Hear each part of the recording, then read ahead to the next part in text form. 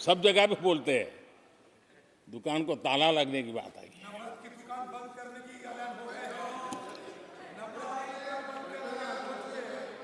यहाँ हमारे दादा अपनी आदत छोड़ नहीं पाते हैं, वो वहां से बैठे बैठे कमेंट कर रहे हैं परिवारवाद की। मैं जरा समझा देता हूँ, आज माफ करना अध्यक्ष महोदय, मैं जरा समय ले रहा हूँ। आज हम किस परिवारवाद की चर्चा करते हैं? अगर किसी परिवार में अपने बलबूते पर जन समर्थन से एक से अधिक अनेक लोग अगर राजनीतिक क्षेत्र में भी प्रगति करते हैं, उसको हमने कभी परिवारवाद नहीं कहा है। हम परिवारवाद की चर्चा वो करते हैं जो पार्टी परिवार चलाता है, जो पार्टी परिवार के लोगों को प्राथमिकता देती है, जो पार्टी के सारे निर्णय परिवार के लोग ही करते हैं, वो परिवारवाद है। न राजनाथ जी की कोई पॉलिटिकल पार्टी है, न अमित शाह की कोई पॉलिटिकल पार्टी है। और इसलिए जहां एक परिवार को पार्टियां लिखी जाती हैं, वो लोकतंत्र में उचित नहीं है। लोकतंत्र में एक परिवार के 10 लोग राजनीति में आए, कुछ बुरा नहीं है। हम तो चाहते हैं नौजवान लोग आए।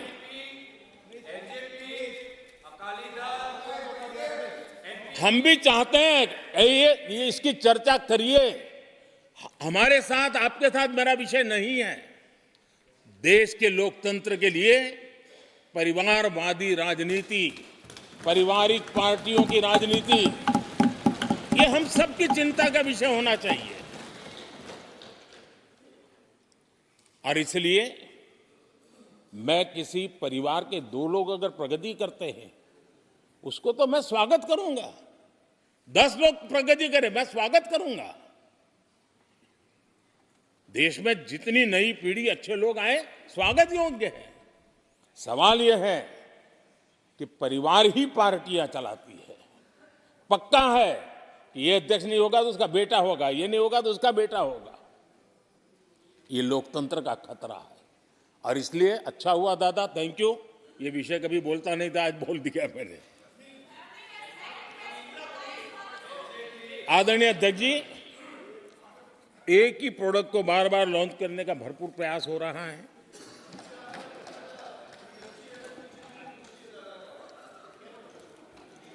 आदरणीय अध्यक्ष जी, कांग्रेस एक परिवार में उलझ गई है। देश के करोड़ों परिवार की आकांक्षाएं और उपलब्धियां वो देख पा ही नहीं रहे, देख सकते नहीं, अपने परिवार के बाहर देखने की तैयारी नहीं है। और कांग्रेस में एक कैंसिल कल्चर डेवलप हुआ है। कुछ भी है कैंसिल, कुछ भी है कैंसिल। ये एक ऐसे कैंसिल कल्चर में कांग्रेस फंस गई है। अगर हम कहते हैं मेक इन इंडिया, तो कांग्रेस कहती है कैंसिल। हम कहते हैं आत्मनिर्भर भारत, कांग्रेस कहती है कैंसिल। हम कहते हैं वोकल फॉर लोकल, कांग्रेस कहती है कैंसिल। हम कहते हैं वंदे भारत ट्रेन, कांग्रेस कहती है कैंसिल। हम कहते हैं संसद की नई इमारत, कांग्रेस कहती है कैंसिल। यानी मैं हैरान हूं, ये कोई मोदी की उपलब्धियां नहीं है, देश की उपलब्धियां है।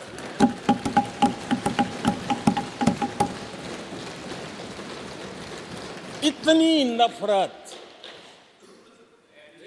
कब तक पाले रखोगे? और उसके कारण देश की सफलताएं, देश के अचीवमेंट,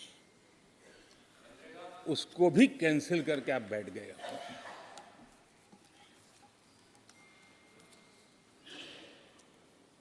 आदरणीय अध्यक्ष जी, राष्ट्रपति जी ने विकसित भारत के रोड मैप पर चर्चा करते हुए आर्थिक पहलुओं पर विस्तार से चर्चा की। अर्थव्यवस्था के मूलभूत जो आधार है, उसके की बारीकी से चर्चा की। और भारत की मजबूत अर्थव्यवस्था को आज पूरी दुनिया सराह रही है, पूरी दुनिया उससे प्रभावित है। और जब विश्व संकट से गुजर रहा है तब तो उनको और ज्यादा अच्छा लगता है। G20 समिट के अंदर सारे देश ने देखा है कि पूरा विश्व भारत के लिए क्या सोचता है, क्या कहता है, क्या आशा करता है।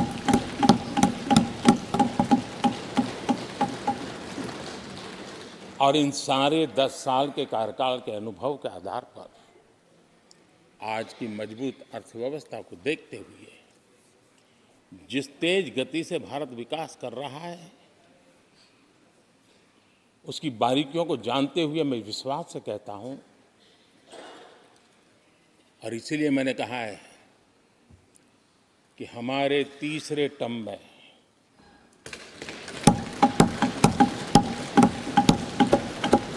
भारत दुनिया की तीसरी बड़ी आर्थिक ताकत बनेगा।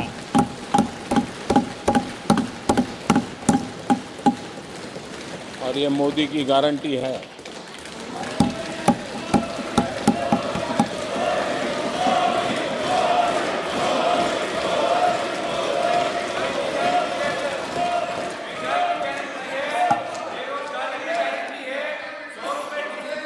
माननीय अध्यक्ष जी, इनको पहले मौका नहीं दिया था क्या?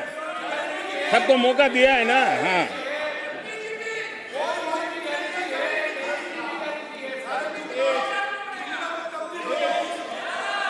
आदरणीय अध्यक्ष जी,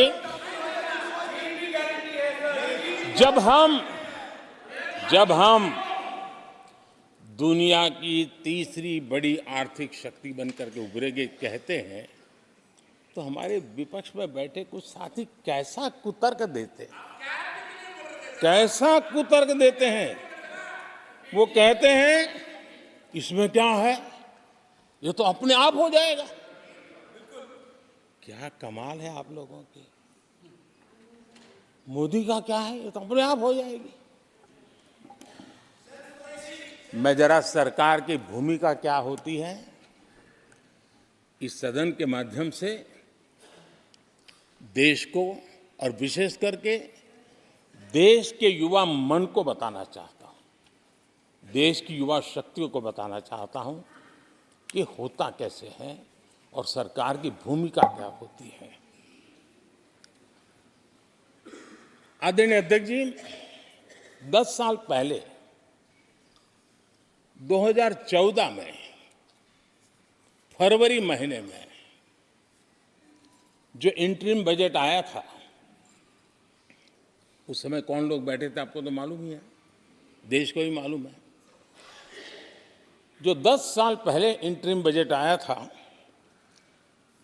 उसे पेश करते समय उस समय के वित्त मंत्री ने जो कहा था, मैं उसको कोट कर रहा हूं, और एक एक शब्द बड़ा मूल्यवान है जी। जब आप लोग कहते हैं ना कि तो अपने आप तीसरे नंबर पर जा ही जाएगा, ऐसा कहते हैं, उनको जरा समझना चाहिए। ये उन्होंने क्या कहा था, I now wish to look forward and outline a vision for the future. Vision for the future. पूरे ब्रह्मांड के सबसे बड़े अर्थशास्त्री बोल रहे थे।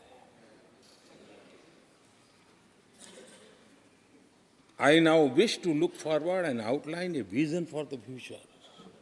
आगे कहते हैं, I wonder how many have noted the fact that India's economy, in terms of the size of its GDP, is the 11th largest in the world. यानी 2014 में 11 नंबर पहुंचने पर क्या गौरवगान होता था। आज 5 पर पहुंच गए और आपको क्या हो गया, क्या हो गया। आदरणीय अध्यक्ष जी, आदरणीय अध्यक्ष जी, आदरणीय अध्यक्ष जी, आदरणीय अध्यक्ष जी, आदरणीय अध्यक्ष जी, आदरणीय अध्यक्ष जी, मैं आगे पढ़ रहा हूं। गोगोई जी, थैंक यू, आपने अच्छा कहा। मैं आगे पढ़ रहा हूं, ध्यान से सुनिए साथियों, ध्यान से सुनिए। उन्होंने कहा था is the 11th largest in the world. बड़ा गौरव का बात था। There are great things in the store. आगे वो कह रहे हैं there are great things in store. फिर आगे कहते हैं there is a well argued view that in the next 3 decades, India's nominal GDP will take the country to the 3rd rank after the US and China. उस समय ये ब्रह्मांड के बड़े अर्थशास्त्री कह रहे थे कि तीसरे नंबर पर 30 साल में हम पहुंच जाएंगे। 30 साल। और फिर कहा था ये मेरा विजन जो मैं मनमोहन सिंह नहीं थे उस वक्त। मनमोहन सिंह नहीं थे। बहुत लोग हैं जो ये ख्यालों में रहते हैं वो ब्रह्मांड के सबसे बड़ी अर्थशास्त्री है। ये लोग 2014 में कह रहे हैं और विजन क्या देखते हैं 2044 यानी 2044 तक तीसरी अर्थव्यवस्था की बात। ये इनकी सोच, ये इनकी मर्यादा, सपना भी देखने का सामर्थ्य खो चुके थे लोग। संकल्प तो दूर की बात थी।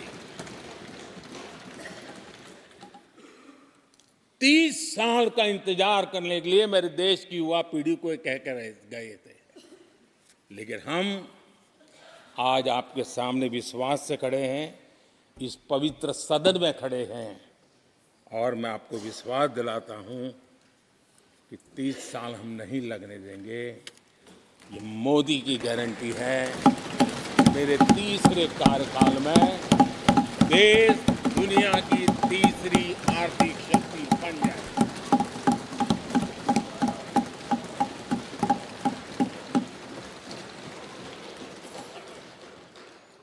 कैसे लक्ष्य रखते थे, उनकी सोच कहां तक जाती थी, दया आती है। और आप लोग 11 नंबर पे बड़ा गर्व कर रहे थे, अब 5 नंबर पहुंचा दिए जी। लेकिन अगर 11 पर पहुंचने से आपको खुशी होती थी तो 5 नंबर पहुंचने पर भी खुशी होनी चाहिए। देश 5 नंबर पर पहुंचा, आपको खुशी होनी चाहिए। इस बीमारी में फंसे पड़े हो। आदरणीय अध्यक्ष जी, भाजपा सरकार की काम करने की स्पीड, हमारे लक्ष्य कितने बड़े होते हैं, हमारा हौसला कितना बड़ा होता है, वो आज पूरी दुनिया देख रही है।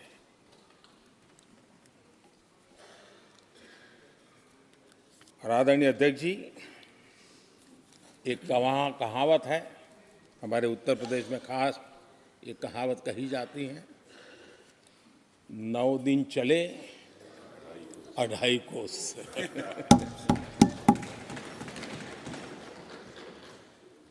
और मुझे लगता है कि ये कहावत पूरी तरह कांग्रेस को परिभाषित कर देती है। ये कांग्रेस की सुस्त रफ्तार, कांग्रेस की सुस्त रफ्तार का कोई मुकाबला नहीं। आज देश में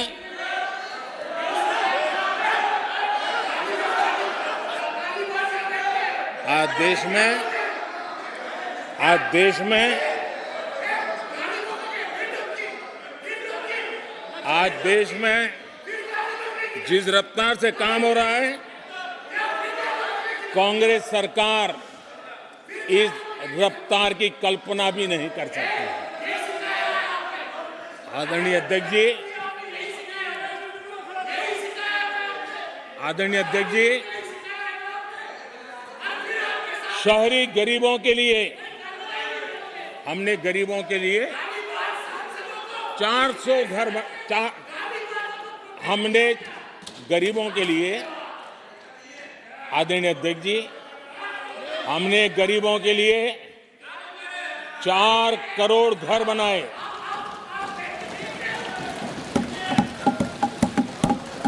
और शहरी गरीबों के लिए 80 लाख पक्के मकान शहरी गरीबों के लिए बने।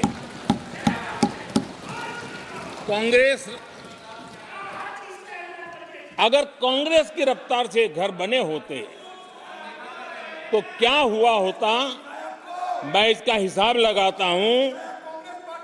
अगर कांग्रेस की जो रफ्तार थी उस प्रकार से चला होता तो 100 साल लगते, इतना काम करने में 100 साल लगते, 5 पीढ़ियां गुजर जाती। आदरणीय अध्यक्ष जी, 10 वर्ष में 40,000 किलोमीटर रेलवे ट्रैक का इलेक्ट्रिफिकेशन हुआ।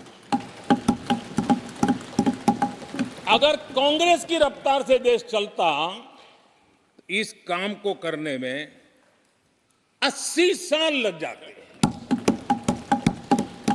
एक प्रकार से 4 पीढ़ियां गुजर जाती। आदरणीय अध्यक्ष जी, हमने 17 करोड़ अधिक गैस कनेक्शन दिए। ये मैं 10 साल का हिसाब दे रहा हूं। अगर कांग्रेस की चाल से चलते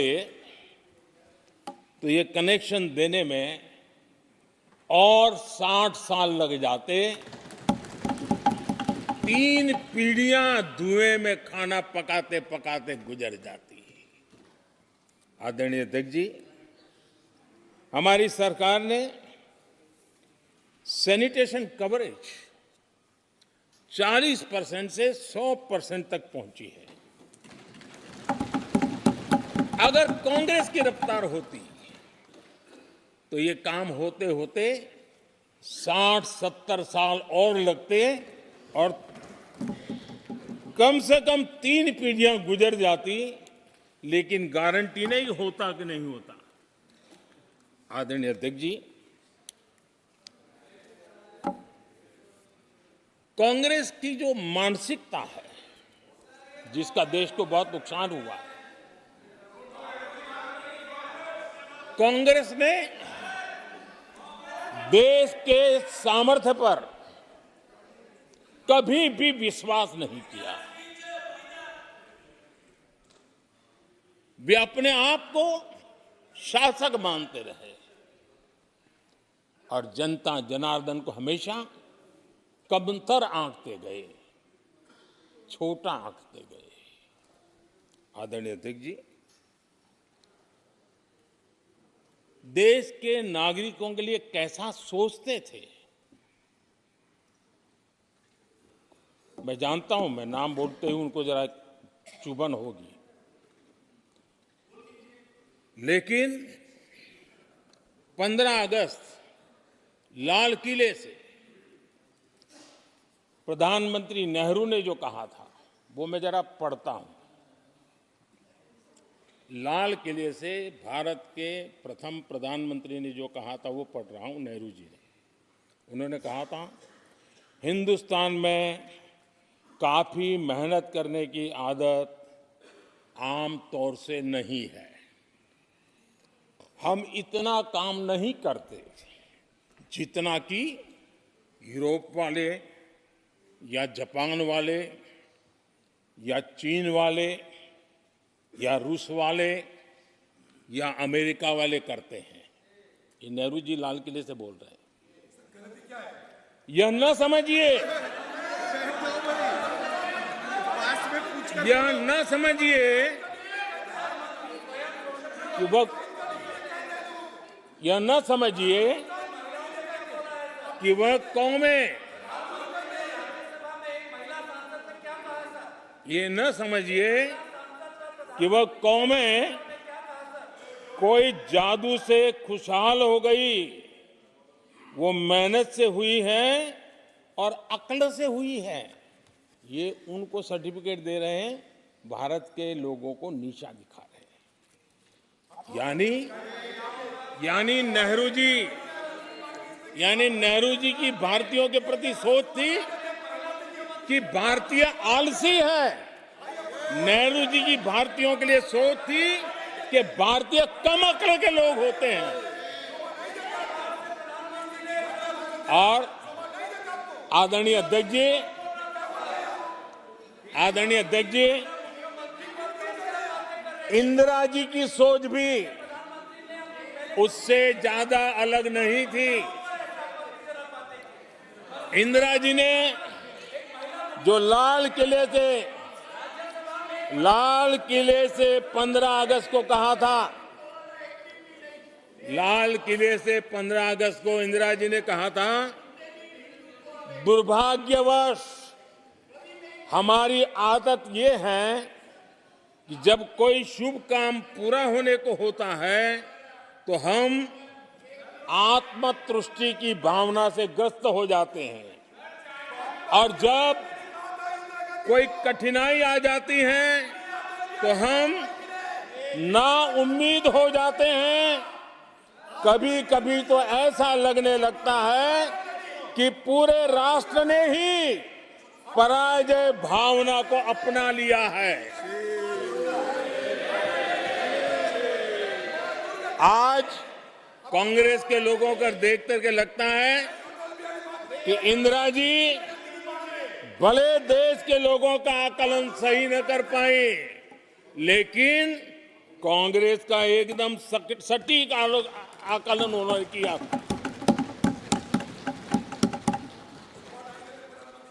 कांग्रेस के शाही परिवार के लोग मेरे देश के लोगों को ऐसा ही समझते थे, उनके विषय में ऐसे ही सोचते। और आज भी वही सोच देखने को मिलती है। माननीय अध्यक्ष जी,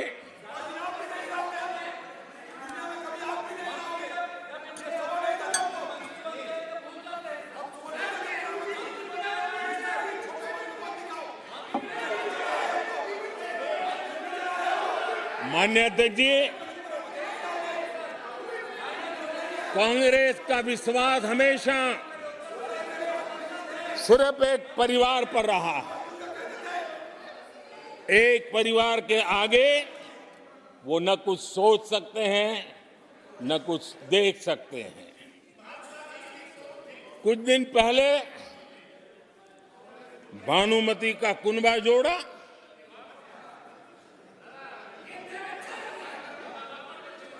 लेकिन फिर एकला चलो रे करने लग गए। कांग्रेस के लोगों ने नया मोटर मैकेनिक का काम सीखा है, और इसलिए अलाइनमेंट क्या होता है उसका ज्ञान तो हो गया होगा, लेकिन मैं देख रहा हूं अलायंस का ही अलाइनमेंट बिगड़ गया।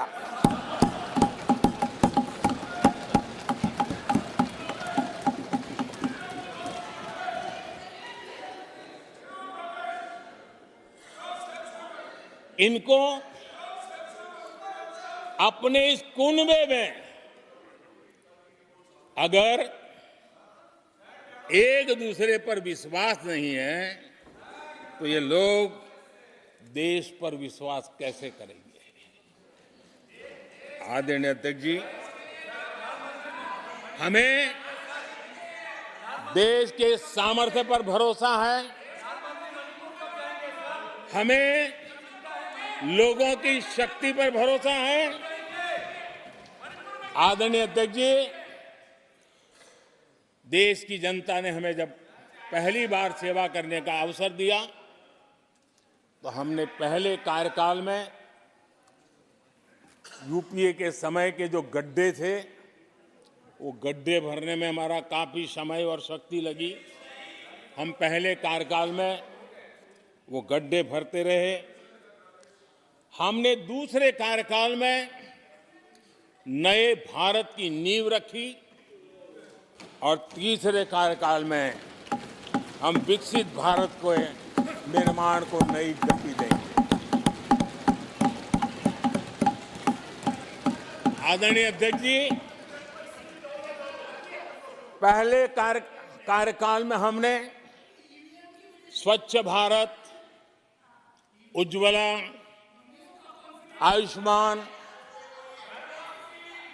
आयुष्मान भारत, बेटी बचाओ बेटी पढ़ाओ, उसी प्रकार से सुगम्य भारत, डिजिटल इंडिया, ऐसे कितने ही जनहित के कामों को अभियान का स्वरूप देकर के आगे बढ़ाए। टैक्स व्यवस्था आसान हो, इसके लिए जीएसटी जैसे निर्णय लिए और हमारे इन कामों को देख करके जनता ने भरपूर समर्थन दिया,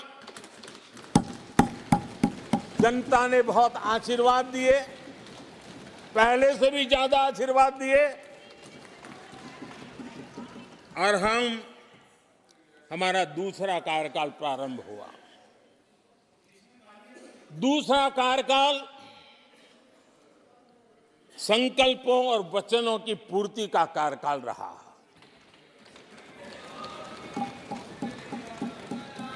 जिन उपलब्धियों का देश लंबे समय से इंतजार कर रहा था, वो सारे काम हमने दूसरे कार्यकाल में पूरे होते देखे। हम सब ने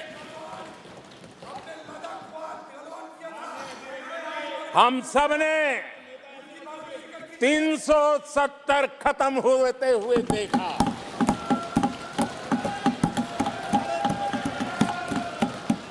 इन्हीं माननीय सांसदों के आंखों के सामने और उनके वोट की ताकत से 370 गया।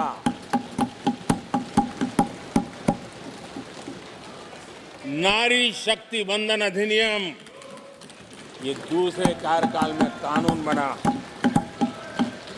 आदरणीय अध्यक्ष जी, अंतरिक्ष से लेकर के ओलंपिक तक सशस्त्र बलों से संसद तक नारी शक्ति के सामर्थ्य की गूंज उठी।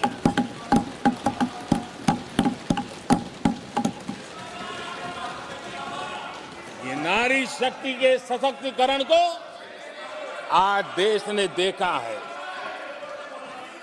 आदरणीय अध्यक्ष जी, उत्तर से दक्षिण तक, पूरब से पश्चिम तक लोगों ने दशकों से अटकी भटकी लटकी योजनाओं को समयबद्ध तरीके से पूरे होते हुए देखा। आदरणीय अध्यक्ष जी, अंग्रेजी शासन के पुराने दंड प्रधान कानूनों से हम प्लीज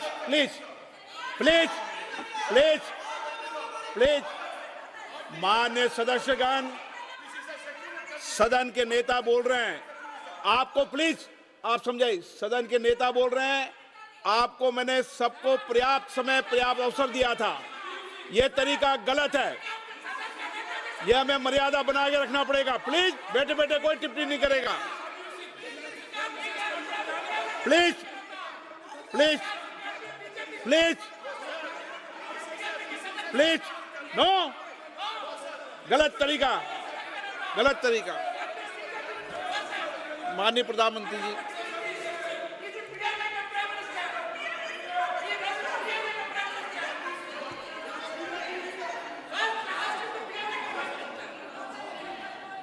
ये तरीका है क्या आपका?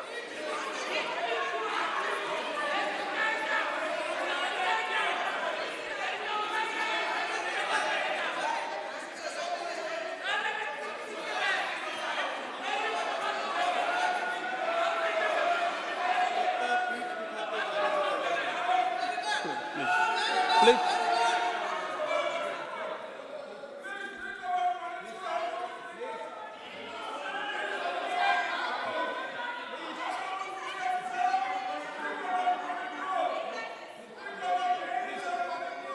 आदरणीय अध्यक्ष जी,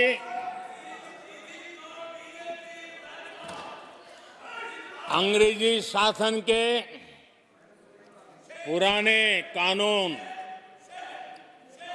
जो दंड प्रधान थे, उन दंड प्रधानों से के कानूनों से हट करके हमने न्याय संहिता तक प्रगति की।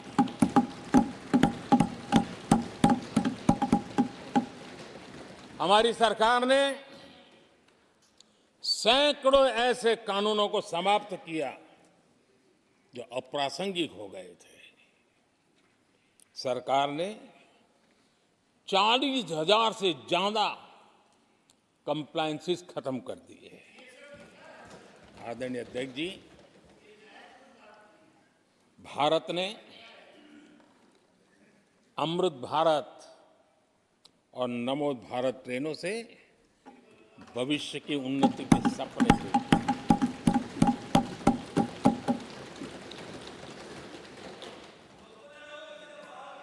आदरणीय अध्यक्ष जी, देश के गांव-गांव ने, देश के कोटि-कोटि जनों ने विकसित भारत की संकल्प यात्रा देखी है और सैचुरेशन के पीछे कितनी मेहनत की जाती है, उसके हक की चीज उसको मिले, उसके दरवाजे दस्तक देकर के देने का प्रयास देश पहली बार देख रहा है।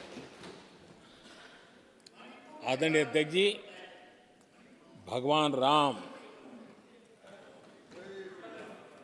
आदरणीय अध्यक्ष जी, भगवान राम न सिर्फ अपने घर लौटे, बल्कि एक ऐसे मंदिर का निर्माण हुआ जो भारत की महान सांस्कृतिक परंपरा को नई ऊर्जा देता रहेगा। और आदरणीय अध्यक्ष जी, अब हमारी सरकार का तीसरा कार्यकाल भी बहुत दूर नहीं है। ज्यादा से ज्यादा 100-125 दिन बाकी है। और अब की बार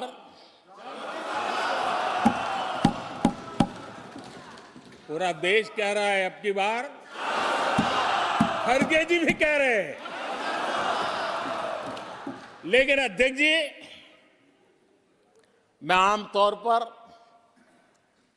ये आंकड़े के चक्कर में नहीं पड़ता,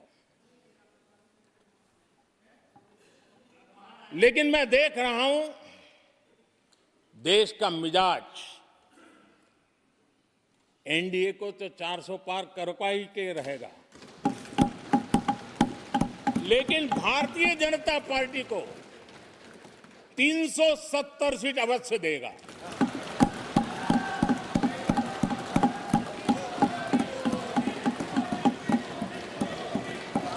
बीजेपी को 370 सीट और एनडीए को 400 पार।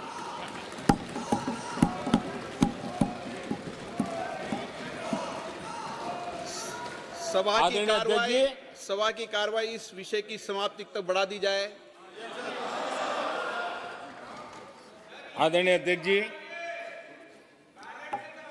हमारा तीसरा कार्यकाल बहुत बड़े फैसलों का होगा।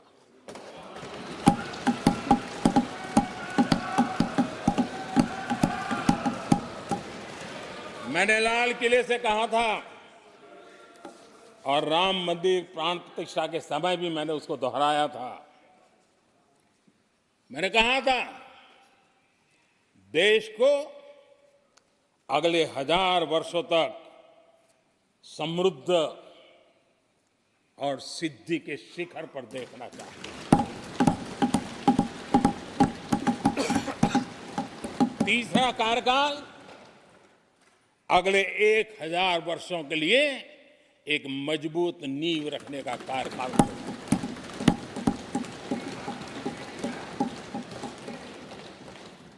आदरणीय अध्यक्ष जी, मैं भारतवासियों के लिए, उनके भविष्य के लिए बहुत ही विश्वास से भरा हुआ हूं। मेरा देश के 140 करोड़ नागरिकों के सामर्थ्य पर अपार भरोसा है। मेरा बहुत विश्वास है।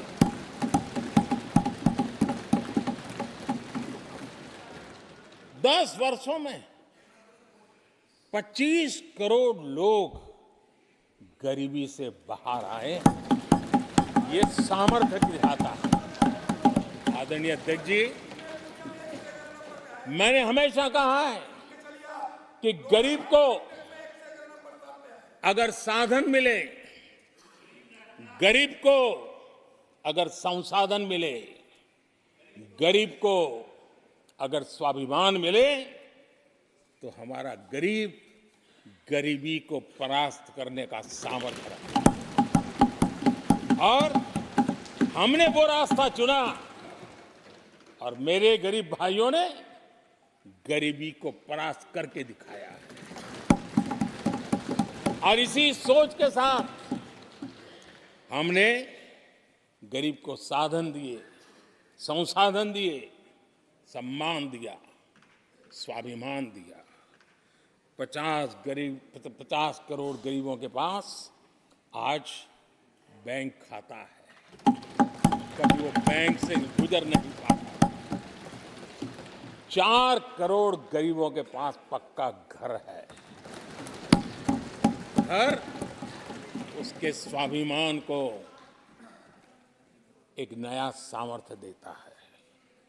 11 करोड़ से अधिक परिवारों को पीने का शुद्ध जल पानी नल से मिल रहा है। 55 करोड़ से अधिक गरीबों को आयुष्मान भारत कार्ड मिला है। घर में कोई भी बीमारी आ जाए, उस बीमारी के कारण फिर से वो गरीबी की तरफ लुढ़क ना जाए, उसको भरोसा है कितनी भी बीमारी क्यों ना आ जाए, मोदी बैठा है। 80 करोड़ लोगों को मुफ्त अनाज की सुविधा दी गई है। आदरणीय अध्यक्ष जी, मोदी ने उनको पूछा जिनको पहले कोई पूछता तक नहीं था। देश में पहली बार रेहड़ी पटरी वाले साथियों के बारे में सोचा गया। पीएम स्वनिधि योजना से आज वो ब्याज के चक्कर से बाहर निकले, बैंक से पैसे लेकर अपने कारोबार को बढ़ा रहे हैं। देश में पहली बार हाथ का हुनर जिनका सामर्थ्य है, जो राष्ट्र का निर्माण भी करते हैं, ऐसे मेरे विश्वकर्मा साथियों के बारे में सोचा गया। उनको आधुनिक टूल, आधुनिक ट्रेनिंग, पैसों की मदद, विश्व एक मार्केट उनके लिए खुल जाए, ये मेरे विश्वकर्मा भाइयों के लिए हमने कहा। देश में पहली बार पीवीटीजी यानी जनजातियों में भी अति पिछड़े जो हमारे भाई बहन हैं, संख्या बहुत कम है, वोट के हिसाब से किसी को नजर नहीं जाती। हम वोट से परे हैं, हम दिलों से जुड़े हैं और इसलिए पीवीटीजी जातियों के लिए पीएम जनमन योजना बना करके उनके कल्याण का मिशन मोड में काम उठाया है। इतना ही नहीं,